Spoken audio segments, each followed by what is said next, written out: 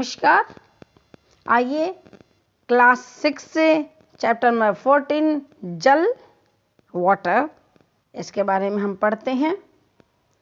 जल पानी दोनों एक ही नाम है, पर्यायवाची शब्द है जल पानी। अब हमें अच्छे से पता है, हम सब ने जल को देखा है, पानी को सब ने देखा है, और हम सब जानते हैं कि पानी कहाँ कहाँ उपयोग में आता है। खाने से लेकर खाना पकाने, उनके बर्तन साफ करने, आपके नहाने, आपके कपड़े और भी अन्य जो दैनिक जीवन में कार्य हैं, आप सब जानते हो कौन कौन से काम हम करते हैं।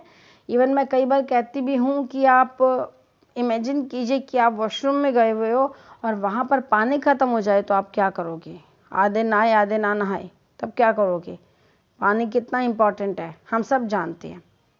कई बार तो कहा जाता है कि पानी के बिना जीवन जो है, जल के बिना जीवन इस पृथ्वी पर संभव ही नहीं है, जैसे चंद्रमा पर।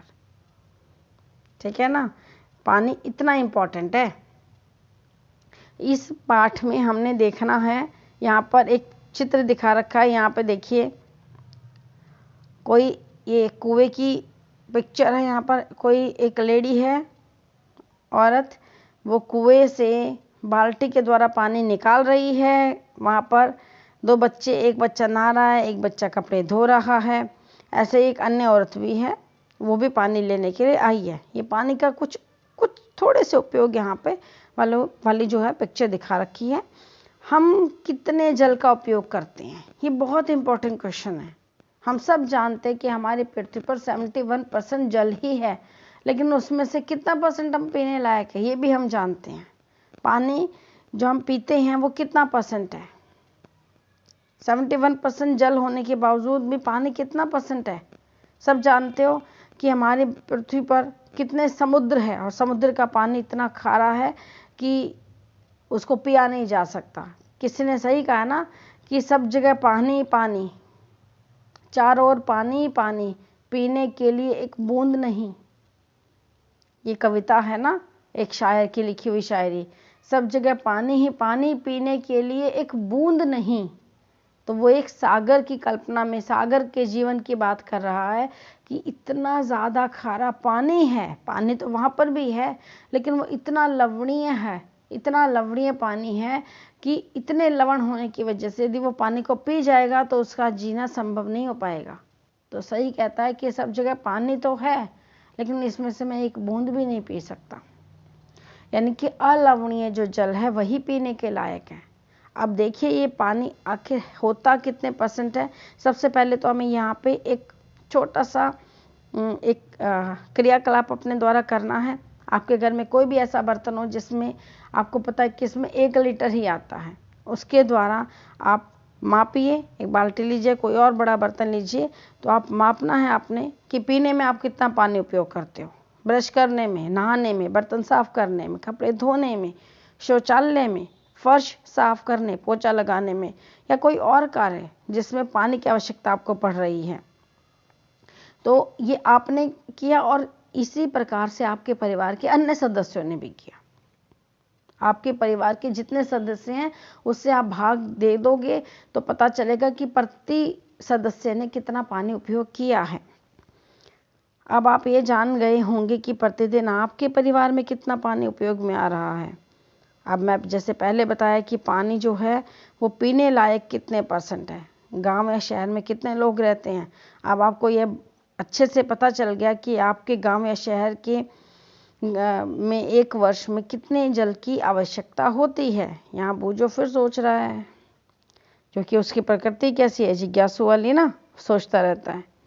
तो वो कहता है कि देश के विभिन्न क्षेत्रों में रहने वाले लोगों को समान मात्रा में जल उपलब्ध होता है क्या? ऐसे भी क्षेत्र हैं जहाँ के लोगों को उचित मात्रा में जल नहीं मिलता। वे लोग अपना काम कैसे चलाते होंगे? क्योंकि क्रियाकलाप में तो हमने देखा बहुत सारे कार्य पानी के द्वारा ही हो सकते हैं। पानी के बिना तो वो कार्य संभव ही नहीं। जैसे नहाना, साबुन लगा के बाहर आ सकते हो? सिर्फ बालों में शैम्पू किया हुआ हो तो बाहर आ सकते हो? नहीं हो सकता ना। उसको अप्लाई किया तो वॉश भी तो करना पड़ेगा। ऐसे ही यदि सब्जी बनाने तो पानी के बिना कुछ सब्जियां संभव है, लेकिन क्या वो सब्जी उगाने में पानी की आवश्यकता नहीं होती है? सब्जी को उगाने के लिए भी तो पानी चाहिए था ना। तो कहाँ कौन सा ऐसा कार्य जो पानी के बिना नहीं होता, वो सोच रहा है।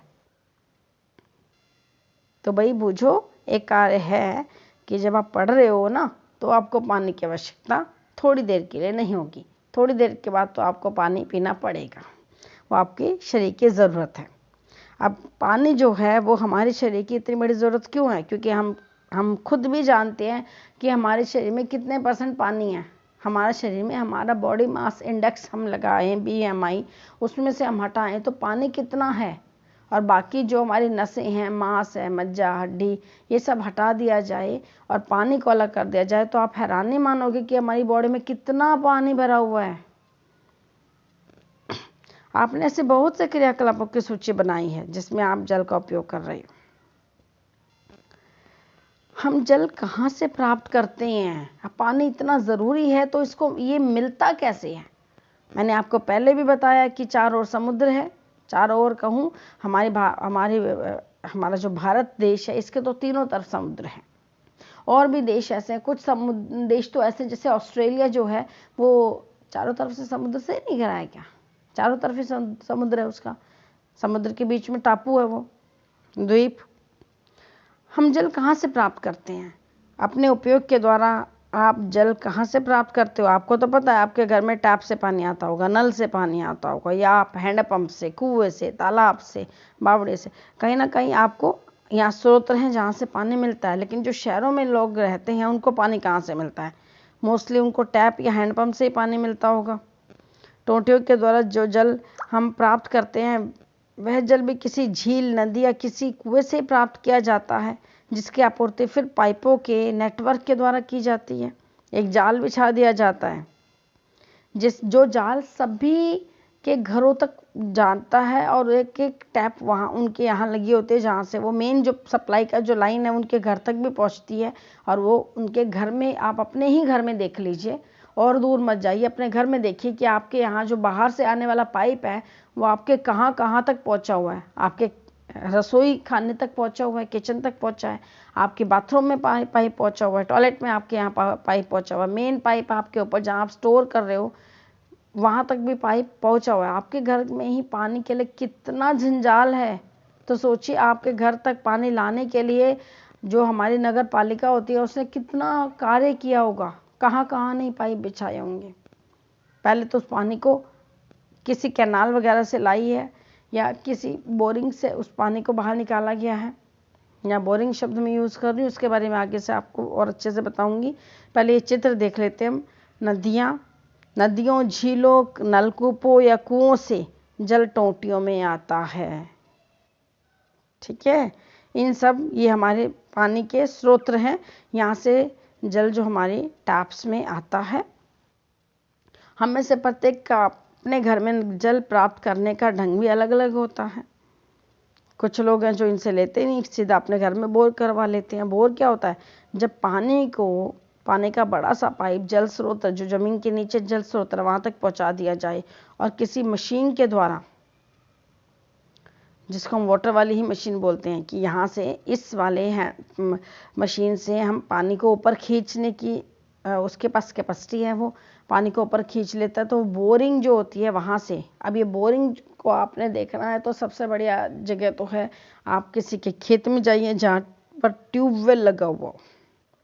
वो ट्यूबवेल का मोटा सा पाइप होता है, वो ज़मीन में, वो किसान आपको बताएगा कि कितना गहरा मैंने ये डाला है। अब उस गहराई का मतलब, आपको गहराई पूछने का फ़ायदा मैं आपको अभी बता देती हूँ। गहराई का मतलब ये है कि उसके, जब वो पाइप डालना उसने शुरू किया था, तब उसको ये पता चला नहीं था कि कितने फुट गहराई पे पानी अवेलेबल है। लेकिन जैसे ही वो उससे पूछ लेता तो आपको पता चल जाएगा। यदि किसान कह रहा है कि 40 फुट का पाइप मैंने डाला, कोई कहता है मैंने 60 फुट पे पाइप डाला, तो मान लीजिए कि उसकी ज़मीन जो है वो लगभग बंजर होने वाली है, क्योंकि उसके यहाँ पे पानी 40 फुट या 60 फुट पे पहुँच चुका है। इसके ऊपर वाले हिस्से में, ज़मीन से नीचे 40 या 60 फुट, अंदाज़ा लगा के देखिए, इतनी गहराई से ऊपर वाली जो मिट्टी है उसके पास पानी नहीं है। वो ज़मीन सूखी हो चुकी है, उससे नीचे में पानी है। अब जब आप सोचो, यहाँ बूझो को मन में एक प्रश्न भी आता होगा यदि वो किसान से पूछेगा कि यदि ऐसा है तो कुछ दिन बाद जितनी स्पीड से ट्यूबवेल से पानी बाहर किसान ला रहा है और वापस पहुंचाने का कोई और संसाधन उसने नहीं कि बनाया है, ज़मीन से पानी ले तो रहा है लेकिन वापस नहीं पहुंचा रहा, तो क्या ऐसा संभव नहीं है कि कुछ दिनों के बाद उसके खेतों में पानी आना बंद ही हो जाए, उसकी पूरी की पूरी जो जल संसाधन वाला स्रोत खत्म हो जाए, पूरी भूमि बंजर हो जाएगी, तो वो फसलें कहाँ उगाएगा?